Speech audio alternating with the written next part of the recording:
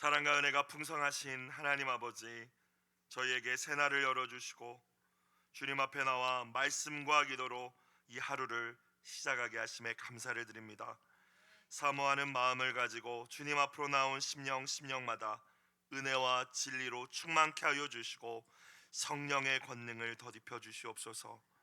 오늘도 선물로 주신 귀한 하루, 목자 되신 주님을 온전히 따르며 부족함이 없는 삶, 주님만으로 기뻐하며 자족하는 삶을 살게 하여 주시고, 하나님을 깊이 알고 하나님을 깊이 사랑하며 전하는 것이 오늘 하루 우리의 삶의 목표가 되게 하여 주옵소서. 선한 목자 되시는 우리 주 예수님의 이름으로 기도드리옵나이다. 아멘. 하나님의 말씀 역대상 5장 1절부터 6장 81절까지 말씀입니다. 역대상 5장 전체, 6장 전체의 말씀 모두 100절이 넘는 분량이므로 본문을 먼저 읽지 않고 조금씩 읽어가면서 주신 은혜를 나누도록 하겠습니다. 먼저 역대상 5장은 요단강 동편에 정착했었던 르우벤 지파, 갓 지파, 그리고 므낫세 반 지파에 대한 말씀입니다. 하나님께서 출애굽한 이스라엘 민족에게 허락하셨던 약속의 땅 가나안은 요단강을 기준으로 서쪽에 위치하고 있는 지역이었죠. 그러나 르우벤, 갓, 그리고 므낫세 지파의 절반의 사람들은 그 가나안이 아니라 요단 동쪽의 땅을 기업으로 얻기 원했습니다. 민수기 32장에 이 내용이 자세히 기록되어 있습니다.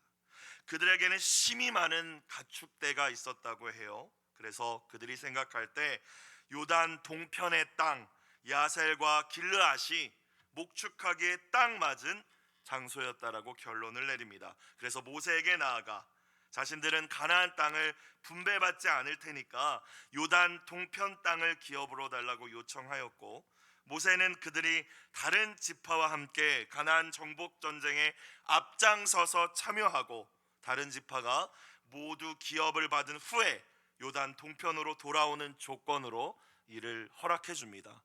그래서 두 지파와 므낫세 반 지파가 요단 동편 땅을 차지하게 되는 것이죠. 어떻게 생각하면 굉장히 합리적인 결정이다라고 보여지지만 이 선택은 하나님께서 이들에게 본래 뜻하신 바가 결코 아니었습니다. 그들은 하나님의 말씀이 아닌 자신들의 생각, 특별히 자기 유익을 기준으로 이 결정을 내린 것이었습니다. 마치 아브라함을 떠나서 곧 멸망하게 될 소돔 땅을 선택했던 롯과 같은 모양이죠. 결과적으로 그들은 요단을 사이에 두고 이스라엘 본토에서 멀리 떨어지게 되었고, 우상 숭배 등 이방 민족의 영향을 더 쉽게 받는 위치에 놓이고 말았습니다. 저와 여러분은 어떠십니까? 여러분이 가장 중요하게 생각하시는 선택의 기준은 무엇입니까? 당장 내 눈앞에 보이는 이 세상적인 부요함과 화려함, 많은 사람들이 그게 맞아 라고 이야기하는 쪽을 그저 생각 없이 선택하고 계신 것은 아닙니까? 당장 손해보는 것처럼 보일지라도 언제나 하나님의 말씀으로 선택할 수 있는 저와 모든 분들이 되실 수 있길 주님의 이름으로 축복합니다.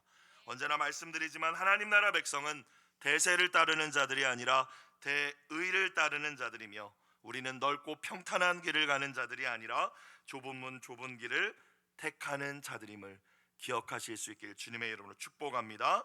자, 5장 1절부터 3절까지만 보겠습니다. 요단 동편에 정착했던 지파 가운데 르우벤 지파의 족보가 먼저 등장하는데요. 1절부터 3절까지만 함께 읽습니다. 시작. 이스라엘의 장자 르우벤의 아들들은 이러하니라. 르우벤은 장자라도 그의 아버지의 침상을 더럽혔으므로 장자의 명분이 이스라엘 아들 요셉의 자손에게로 돌아가서 족보에 장자의 명분대로 기록되지 못하였느니라. 유다는 형제보다 뛰어나고 주권자가 유다에게서 났으나 장자의 명분은 요셉에게 있으니라. 이스라엘의 장자 르우벤의 아들들은 한옥과 발루와 헤스론과 갈미오. 이렇게 5장이 시작되네요. 요단 동편에 정착했던 르우벤, 갓, 므낫세 반 지파 가운데 이제 르우벤 지파의 족보를 소개하고 있는 것이죠. 자, 말씀을 보니까 혈통적으로는 르우벤이 야곱의 장자였습니다. 그런데 하나님께서 그 장자의 명분을 요셉에게 넘겨주셨다. 또한 주권자는 야곱의 넷째 아들이었던 유다 지파로부터 나오게 하셨다라고 기록되어 있습니다. 마치 이삭의 혈통적인 장자가 에서였지만 하나님께서는 이삭을 에서가 아니라 야곱을 장자로 선택하신 것과 마찬가지의 모양이죠. 본문은 그 이유에 대하여서 무엇이라고 이야기합니까? 르우벤이, 혈통적인 장자 르우벤이 아버지의 침상을 더럽혔기 때문이라고 설명합니다. 창세기 35장을 보면 야곱이 가장 사랑했던 아내 라헬이 베냐민을 출산하는 과정에서 죽음을 맞이합니다. 마음이 얼마나 비통했을까요? 그런데 그 라헬을 장사한 지 얼마 되지 않아 장자라고 하는 르우벤이 라헬의 몸종이자 아버지의 첩이었던 빌하와 동침하는 큰 죄를 범하게 되고 아버지 야곱이 이를 알게 되었다고 기록되어 있습니다. 이후 성경을 보면 르우벤은 형제들 사이에서도 장자의 권위를 존중받지 못하게 되었고, 아버지 야곱은 죽음을 앞두고 자기 자녀들에게 축복하며 유언할 때 르우벤을 향하여서 너는 끓는 물같이 절제하지 못하고 아버지의 침상에 올랐으므로 너는 탁월하지 못하게 될 것이라고 예언합니다. 여러분, 이 말씀을 통하여서 저와 여러분에게 오늘 주시는 메시지가 무엇이겠습니까? 하나님께서는 언제나 자기 백성에게 반드시 거룩함을 요구하시는 분이시라는 것입니다. 내가 거룩하니 너희도 거룩하라. 특별히 권위자 지도자는 말할 것도 없지 않겠습니까? 이 나라도 이제 새로운 지도자가 세워졌는데 거룩함을 저버리고 성적으로 방종한 르우벤을 이스라엘 중에서 아예 끊어내시지는 않으셨지만 그 가문의 대표가 되도록 허락하시지는 않으셨다는 것입니다. 우리의 자녀들이 하나님께 귀하게 구별되어 정말 아름답게 쓰임받기 원하십니까? 하나님 앞에 깨끗하고 거룩한 그릇으로 준비되는 우리 자녀들이 될 수 있기를 간절히 기도할 수 있기를 주님의 이름으로 부탁드립니다. 여러분, 하나님께 중요한 것은 얼마나 그 사람이 많은 능력을 갖추었냐, 처음 태어났냐, 이게 아닌 것 같아요. 금그릇, 은그릇, 철그릇, 흙그릇, 그 재료가 무엇이냐가 중요한 것이 아니라 언제나 그 그릇이 깨끗한가, 이것이 하나님이 보시는 것인 줄로 믿습니다. 오직 하나님을 경외함으로 거룩하고 순결하게 하나님의 때를 준비하는 저와 여러분과 또 우리의 자녀들이 다 될 수 있기를 다시 한번 주님의 이름으로 축복합니다. 자, 요단 동편의 지파들은 자신들의 생각으로 이 요단 동편을 선택해서 이제 기업을 얻은 것이긴 하지만 하나님의 은혜 가운데에서 번성했었던 것 같습니다. 5장 18절부터 20절을 볼까요? 르우벤 자손과 갓 사람과 므낫세 반 지파에서 나가 싸울 만한 용사 곧 능히 방패와 칼을 들며 활을 당겨 싸움에 익숙한 자는 44,760명이라. 그들이 하갈 사람과 여두루와 나비스와 노답과 싸우는 중에 20절 뭐를 입었으므로? 도우심을 입었으므로 하나님께서 도와주셨다는 것이겠죠. 하갈 사람과 그들과 함께 있는 자들이 다 그들의 손에 패하였으니 이는부터 같이 읽어볼까요? 시작. 이는 그들이 싸울 때 하나님께 의뢰하고 부르짖음으로 하나님이 그들에게 응답하셨음이라. 이 말씀이 여러분에게 이루어지길 주님의 이름으로 축원합니다.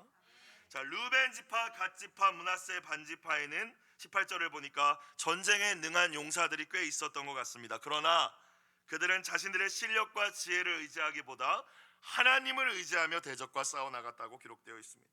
전쟁이 하나님께 속해 있다는 것을 그들은 알고 있었던 것이죠. 믿고 있었던 것입니다. 치열한 우리의 영적 전투 현장 속에서 또 삶의 자리에서 나의 지식과 나의 경험을 의지하기보다 언제나 하나님을 의지하고 의뢰하며 부르짖음으로 하나님의 일하심을 경험하는 오늘 귀한 한 날이 되시기를 다시 한번 주님의 이름으로 축복합니다.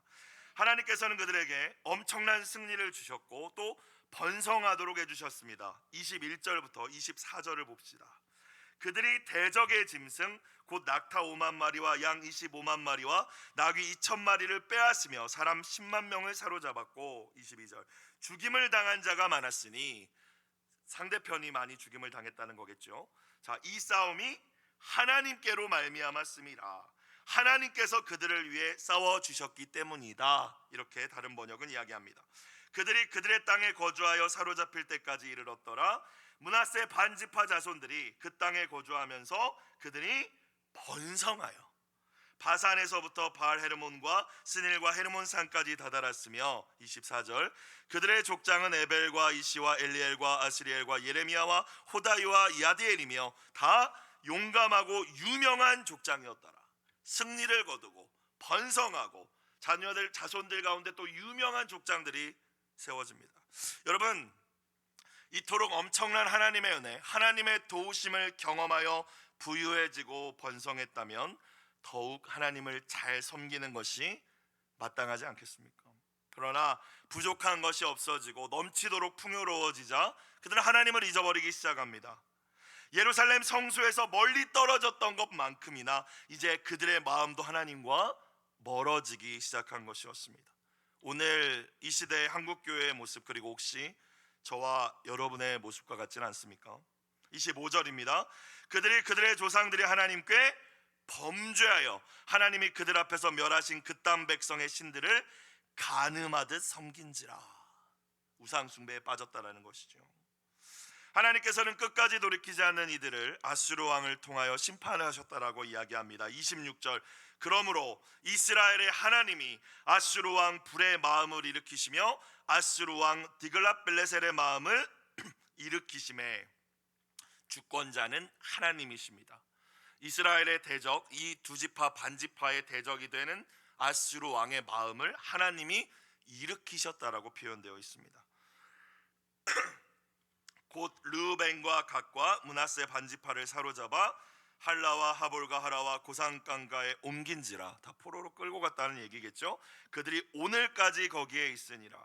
자, 역대기가 포로에서 돌아와서 기록되었던 말씀이라는 걸 생각해 보면 이 요단 동편의 지파는 포로에서 돌아오지 못했다라는 말씀이지 않습니까? 오늘까지 거기에 머물러 있으니라. 사랑하는 여러분, 가장 큰 은혜와 복은 하나님을 가까이 하는 것임을 정말 믿으실 수 있기를 주님의 이름으로 부탁드립니다.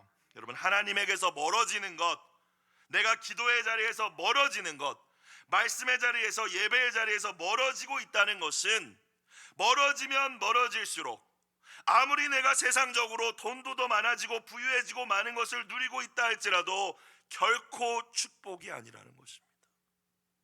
하나님을 멀리하고 잊어버린다면 우리와 우리의 자녀들과 우리의 공동체 역시 오늘 요단 동편 지파들과 같은 비참한 결과를 맞이하게 될 수도 있다는 것입니다.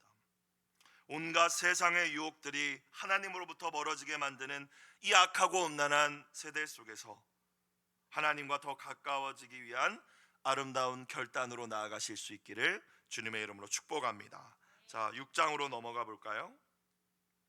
역대상 6장, 레위 지파의 족보와 그들이 흩어져 거주했던 성읍의 이름들이 등장합니다. 6장 1절부터 4절까지만 보겠습니다. 레위의 아들들은 게르손과 그앗과 무라리요, 그앗의 아들들은 아므람과 이살과 에브론과 우시엘이요, 아므람의 자녀는 아론과 모세와 미리암이요, 아론의 자녀는 나답과 아비우와 엘르아살과 이다말이며, 나답과 아비우는 광야에서 제사장이지만 하나님께 다른 불을 드리다 죽었습니다. 4절 하지만 세 번째 엘르아살로 이어집니다. 엘르아살은 비느하스를 낳고 비느하스는 아비수아를 낳고, 이렇게 레위지파의 족보가 등장합니다. 역대상의 저자는 에스라라고 알려져 있습니다. 물론 이것이 정확한 것은 아닙니다. 아무튼 역대상의 저자는 이스라엘 12지파의 족보를 이 역대상을 시작하면서 기록하죠. 유다 지파를 가장 처음에 기록했고, 그리고 레위 지파의 족보를 모든 지파의 족보의 정 가운데 배치하고 있다고 합니다. 무엇을 의미할까요? 이것은 성전과 예배가 이스라엘의 회복의 중심 역할을 하게 될 것임을 말씀해 주시는 것입니다. 사랑하는 여러분, 언제나 예배가 우리의 삶의 중심이 될 때, 예배가 회복이 될 때 진정한 부흥과 회복의 역사가 우리의 가정과 교회 공동체 가운데 일어나게 될 줄로 믿습니다. 예배의 성공이 곧 인생의 성공임을 기억하는 모든 분들이 되시기를 축복합니다. 자, 야곱의 셋째 아들이었던 레위의 자손들, 레위 지파는 어떤 일을 했습니까? 성소의 직무를 담당하고 제사를 돕는 일을 담당했습니다.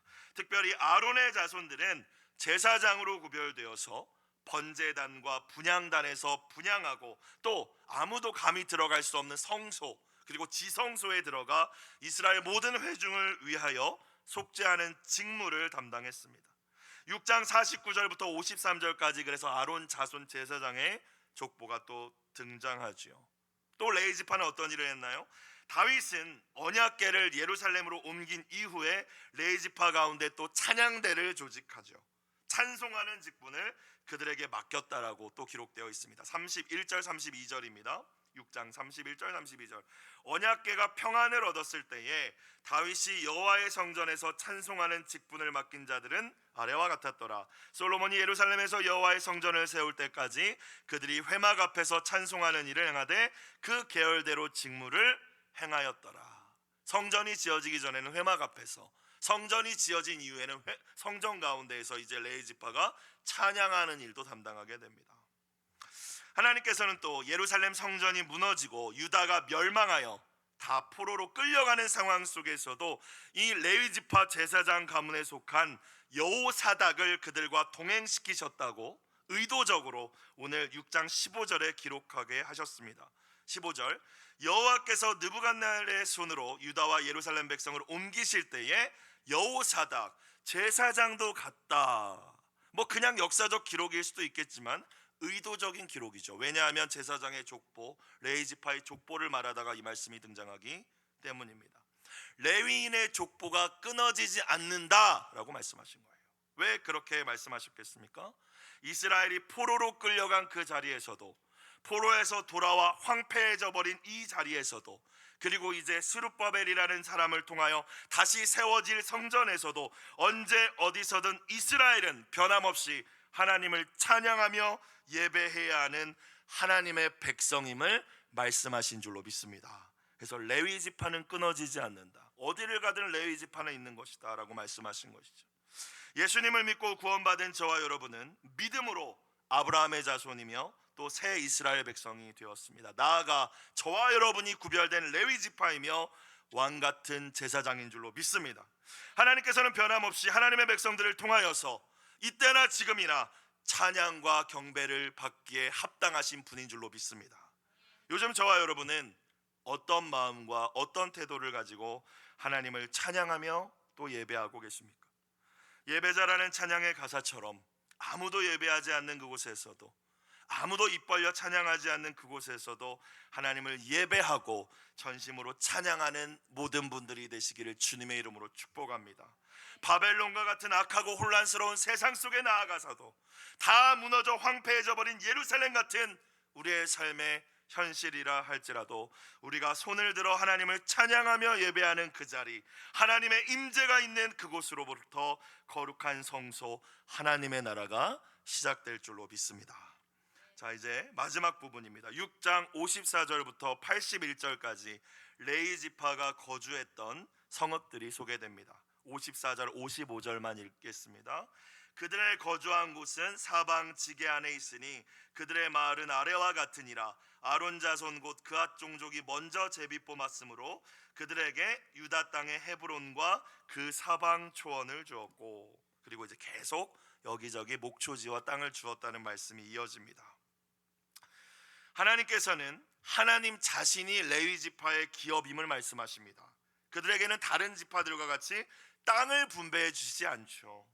대신 다른 지파들이 도피성을 비롯해서 레위인들이 살아갈 성읍과 레위인들의 가축을 둘 목초지를 레위 지파에게 제공해 주어야 했습니다. 그래서 어디 제공했다라는 말씀이 이어지는 것입니다. 그 결과 어떻게 됐겠습니까?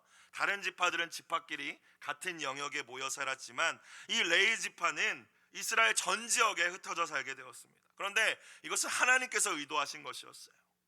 각지에 흩어진 레위 지파를 통해서 이스라엘 백성들이 어디에 있든지, 예루살렘에 가깝든지 멀든지 하나님을 기억하고 성전을 기억하고 예배하며 죄에 오염되지 않고 하나님의 말씀대로 살게 하시려고 레위 지파를 흩어 살게 하신 줄로 믿습니다.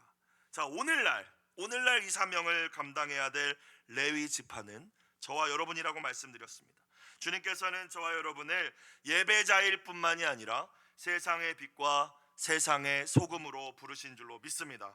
거짓과 불의가 넘쳐나는 세상이지만 그런 세상에 물들지 않고 그 세상의 중심에서 하나님의 사랑과 진리의 빛을 비추어 내는 것이 저와 여러분의 본분이자 사명인 줄로 믿습니다.